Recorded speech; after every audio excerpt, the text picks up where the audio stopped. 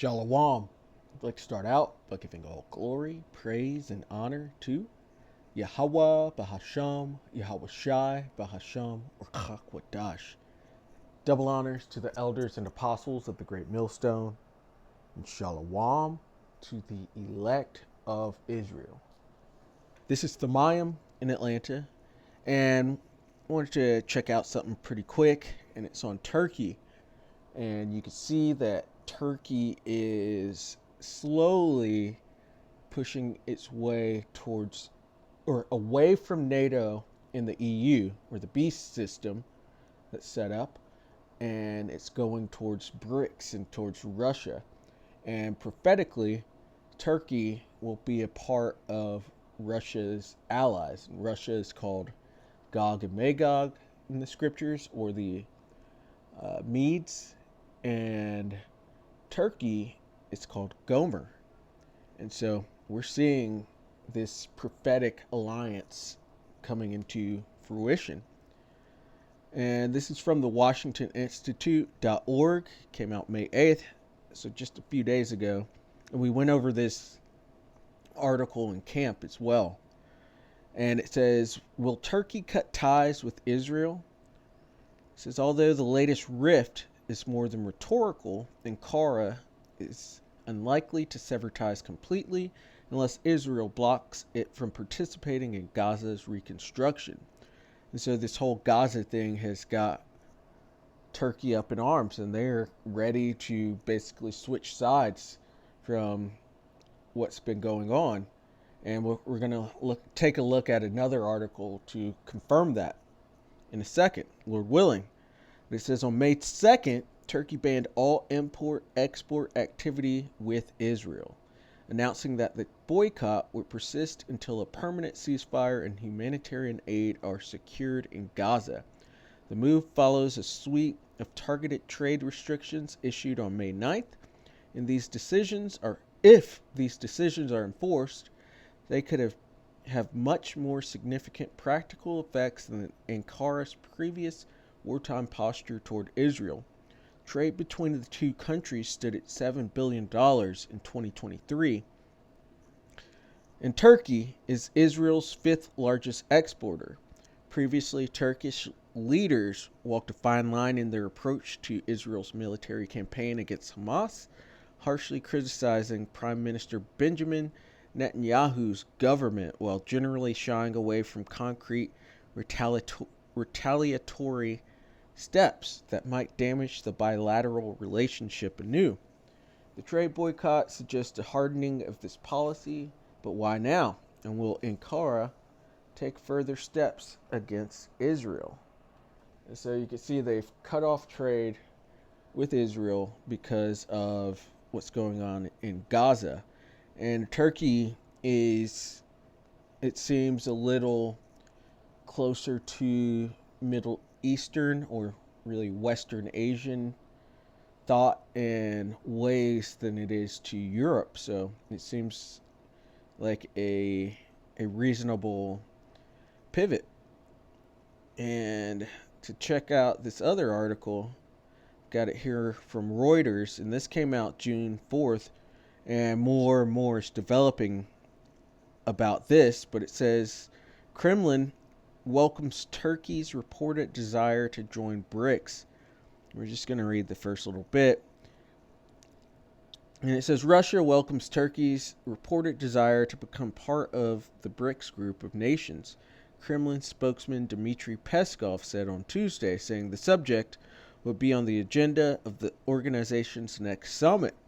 Peskov said there was heightened interest in BRICS, a group comprising of Brazil, Russia, India, China, South Africa, Ethiopia, Iran, Egypt, and the United Arab Emirates from various states, but said it was unlikely the grouping could completely satisfy all interested nations.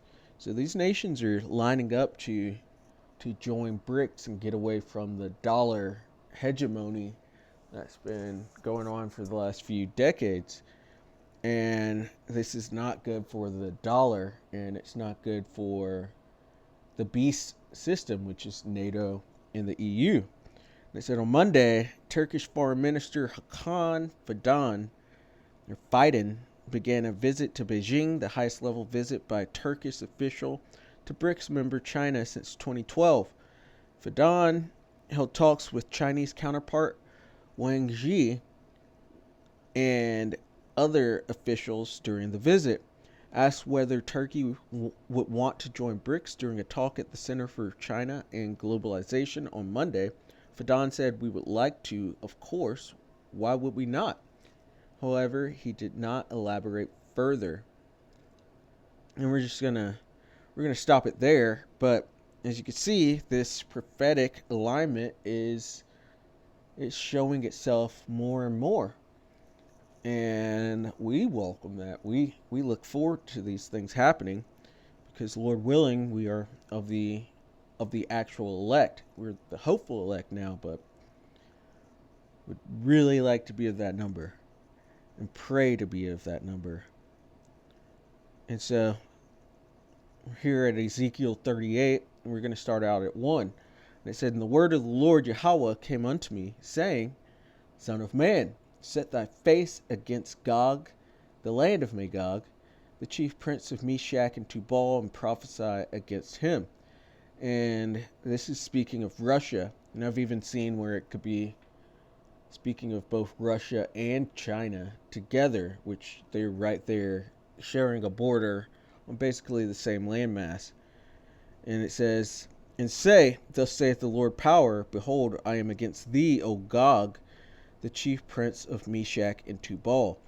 And just to not put my foot in my mouth, it's Russia it's speaking of, but just saying, I've read some scholars saying that China is a part of this, and in that article just went into the meeting with China in Turkey. And it says, "And I will turn thee back and put hooks into thy jaws, and will bring thee forth in all thine army." And so the Lord's turning the Russians back into that USSR spirit, those when they were the Red Army and great enemies with the U.S. And the U.S. prophetically is Babylon, Mystery Babylon. And it says, "Horses and horsemen, all of them clothed with all sorts of armor, even a great company with bucklers and shields, all of them handling swords." And Russia's military technology is top notch. They're the nation that has the most nukes of all the nations. So they're going to come out fully armored, fully kitted up. This is Persia, that's Iran, Ethiopia, and Libya. And these two still have the same names.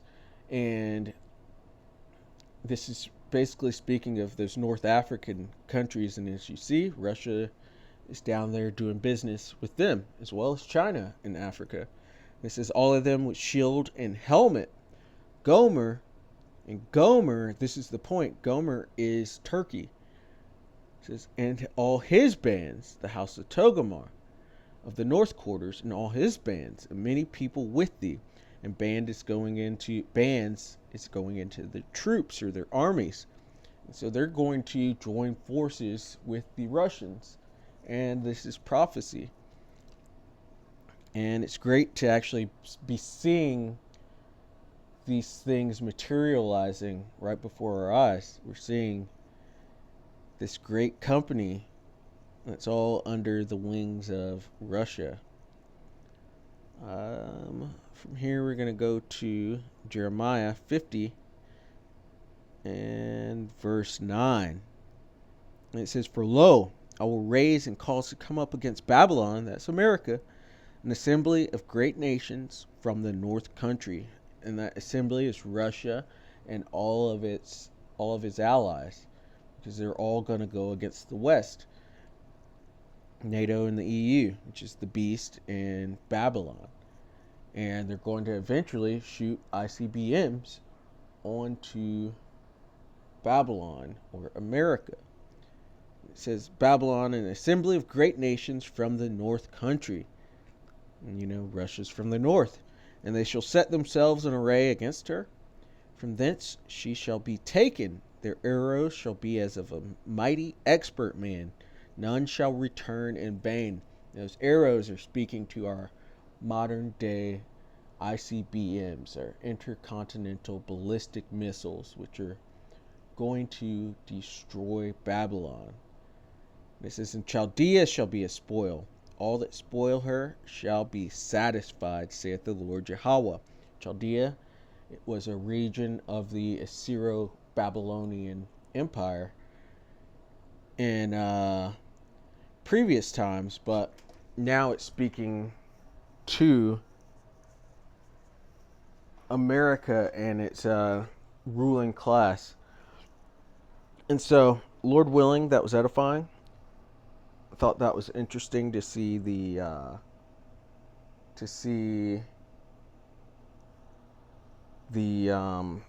alliance coming up. But